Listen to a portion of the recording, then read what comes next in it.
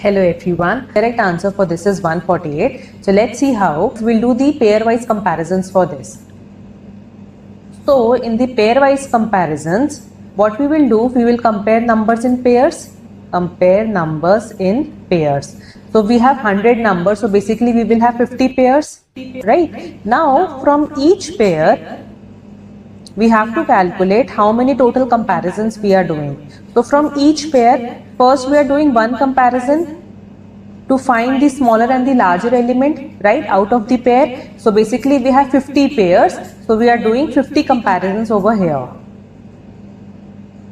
right? Now whichever be the smaller element and whichever be the larger element, first let's see for the smaller element. So whichever be the smaller element,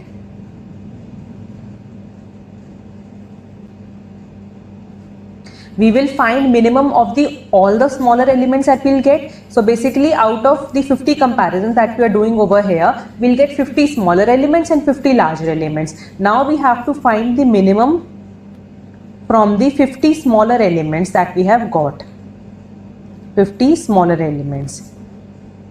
So what we are doing over here, we are updating min by comparing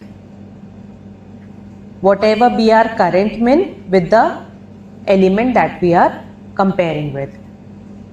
This is for the smaller element. Same we will do for the larger element, right?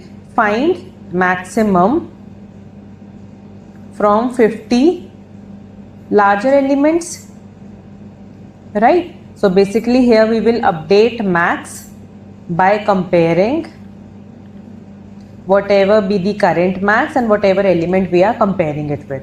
So first we are doing 50 comparisons for the 50 pairs. Then in order to find the minimum element, we are doing 49 comparisons over here, right? Similarly, in order to find the maximum element, we are doing 49 comparisons over here, right? So in total we have 50 plus 49 plus 49, that makes it 148 comparisons in total.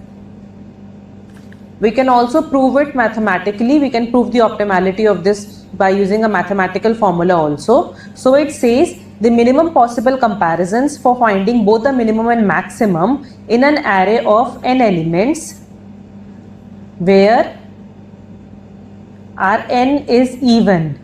So that is floor value of 3n by 2 minus 2. So here the value of n is 100. We have 100 elements. So it is 3 into 100 upon 2 minus 2. So this is nothing but 150 minus 2 and it comes out to be 140.